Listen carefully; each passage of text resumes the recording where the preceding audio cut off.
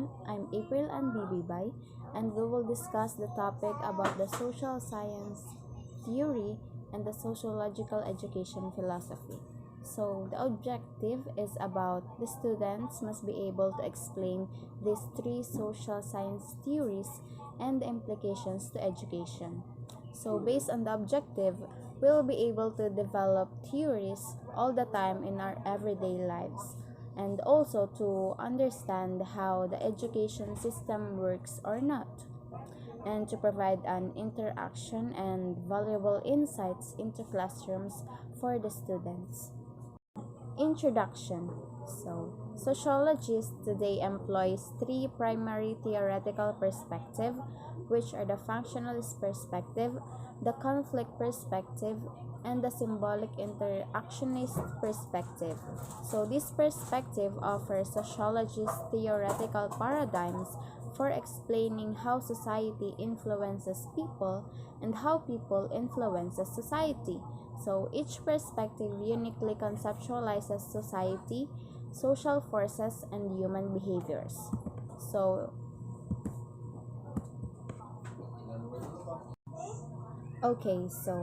what is social science? Social science is about a group of academic disciplines dedicated in examining human behaviors and specifically how people interact with each other, behave, develop as a culture, and how it can influence the world. So, in the social science, we will learn about the perspective and how perspective is influenced by the frame of reference you use to interpret information. So the social science is important because it helps people, specifically the students, to understand and on how to analyze not only their behaviors but also the behaviors and motivations of others or their peers. And it also gives us a better and profound understanding on how to create more inclusive and effective institutions. So on the next slide, we will explain more about the social science theory, their three perspectives, and the implications of it to education. Three social science theories. These must coordinate and collaborate for society to function well. If one part of the human body does not function well, the whole body is affected. In some way, when one component of society does not do its part, society will not function well. The overall health of the organism depends upon the health of each structure. A system of interconnected parts, each with a unique function, the parts have to work together for stability and balance of society. Functionalist theory of education na focus on how education serves the needs of society through the developments of skills, encouraging social cohesion. The role of a school is to prepare students for participation in this institution of society. Functionalism does not encourage people that take active role in changing their social environment, even when such change may benefit them. Instead, functionalism sees active social change as undesirable because of various parts of society will compensate naturally. When it comes to functionalism is a theory that views society as a complex but orderly and stable system with the interconnected structures and social patterns that operate to meet the needs of individuals in a society. Structural functional theory. Purposes of schooling according to functionalists.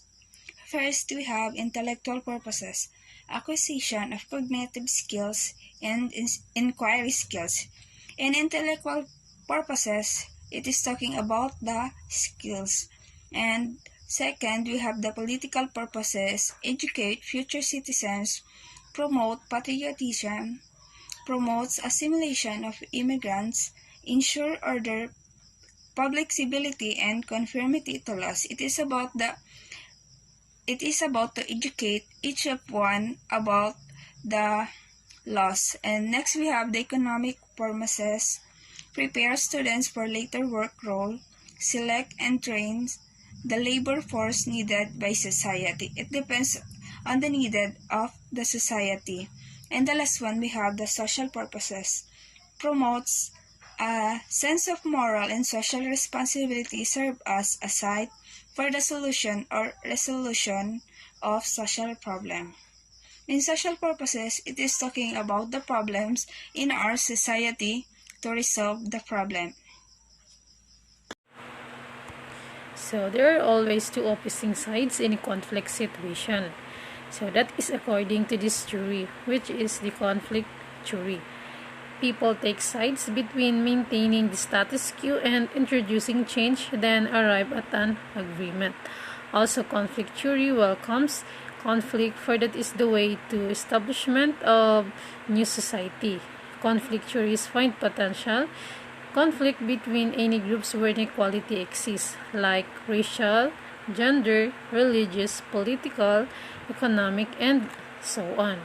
So this is how proponents of conflict theory education. So according po to the conflict theory, education is not truly a social benefit or opportunity as seen by the functionalists, but rather po education is a powerful means of maintaining power structures and creating a docile workforce for capitalism.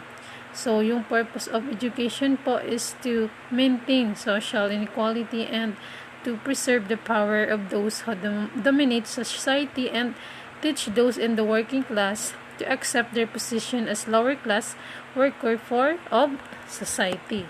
So there are three tenets of symbolic interactionalist theory po.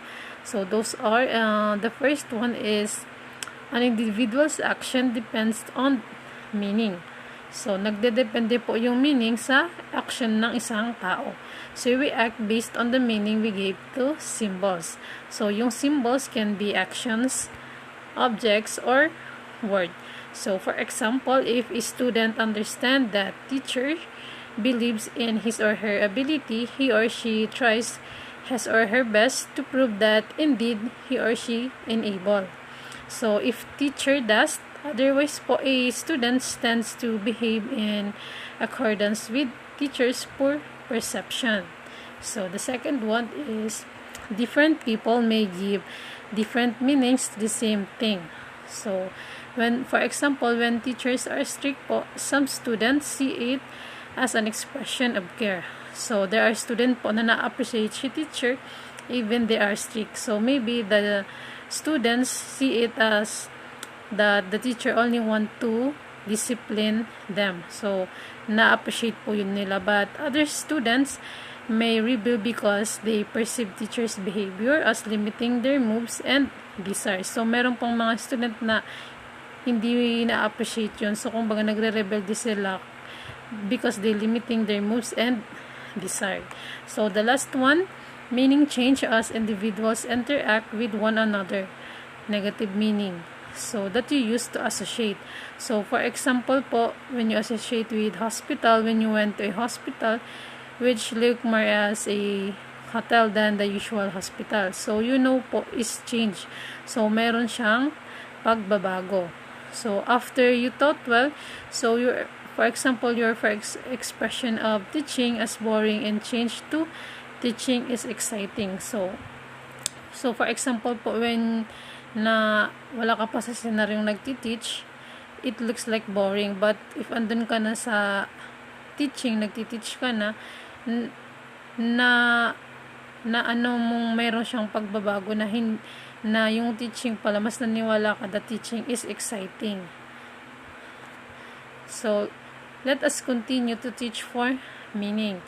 Let us also promote and create opportunities for genuine interaction among our students, teachers, between students and teacher. So interaction po does not only mean dealing with warm bodies, but interaction includes reading, listening, viewing, and also other people's views and meanings are conveyed in what they have written. So in speeches and lectures they have conveyed.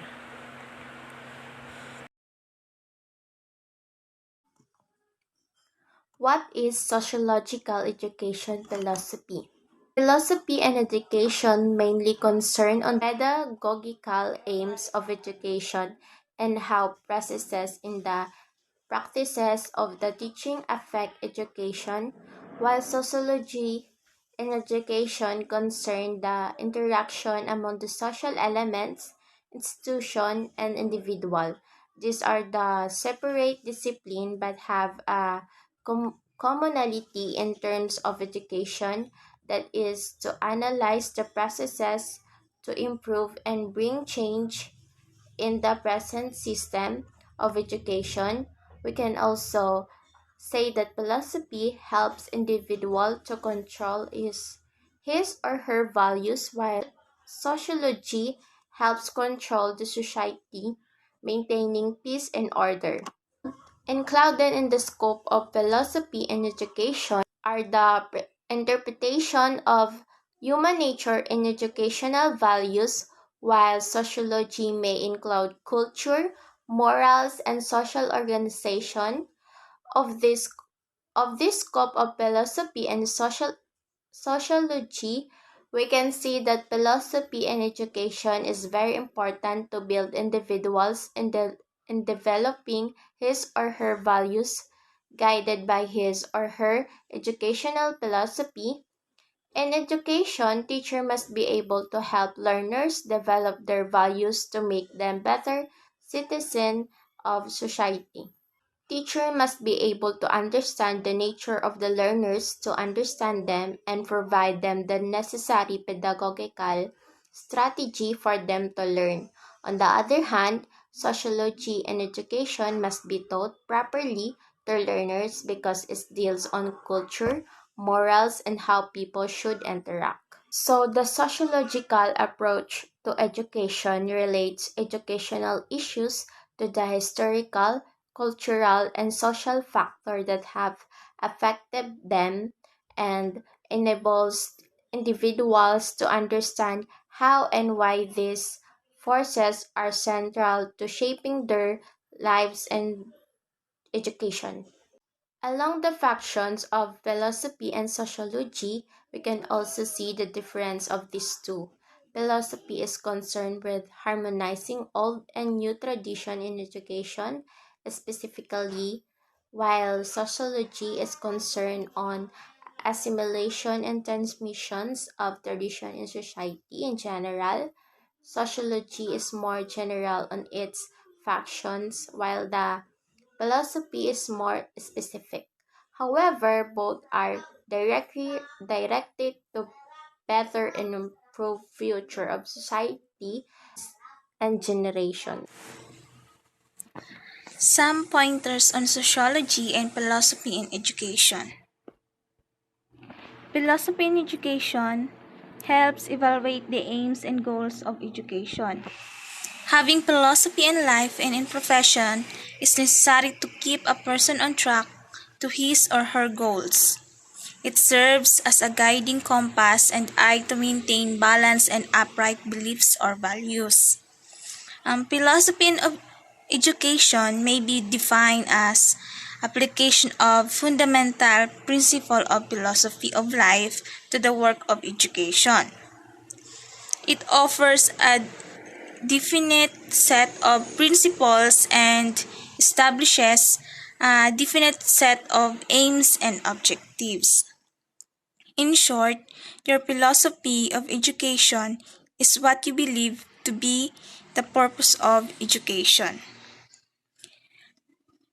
Since philosophy in education is about character building, human development, and preparation of a child into adult life, teachers must be able to inculcate among learners the importance of having a philosophy in life.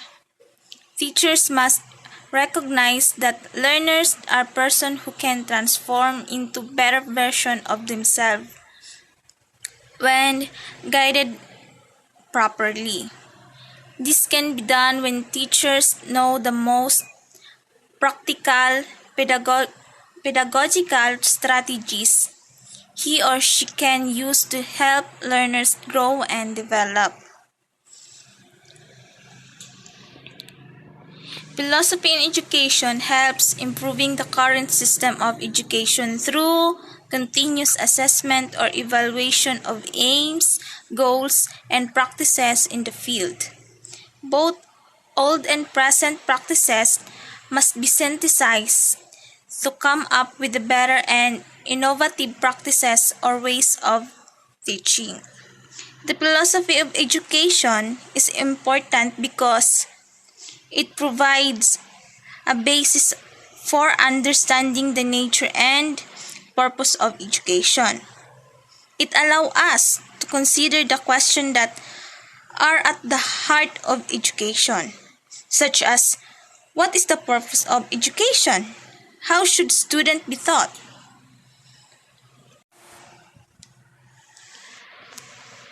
Sociology in education helps build harmonious social patterns by not just looking at the aims and goals of education, but by looking beyond it and seeing the roles of education in many aspects of the society. This implies that the teacher teaching a particular subject area must only focus on the content or knowledge learners will gain, but rather underscore its roles and application to the society in other fields. Sociology of education is the study of how public institutions and individuals experience, influence education and its outcomes. It is most concerned with the public schooling system of modern industrial societies, including the growth of higher, further, adult, and continuing education. Sociology concerns various areas such culture, politics, and religion. With this, teachers must teach learners how to socialize with others to let them see the diversity of beliefs and culture of other learners. Letting the learners see different views and perspectives about this aspect of society will then become more functional member of the society and be critical in their respective roles. Since sociology is about socialization and creating new social patterns, teachers should use their knowledge and understanding of this discipline in guiding learners develop the right values in life. This can be done by applying teaching learning process which allows the development of good moral and right conduct among learners. Sociology aims to provide objective knowledge of a social phenomenon in order to cope with social issues in the society. Since human relationships are very complex, sociology of education helps teachers to be aware of certain outcomes of a group's behaviors and to understand that attitudes, values, and beliefs of those around them, hence enhancing effective teaching and learning process. Philosophy and sociology in education provides significant change in the education system, hence must be studied and understood by teachers. Thank you po.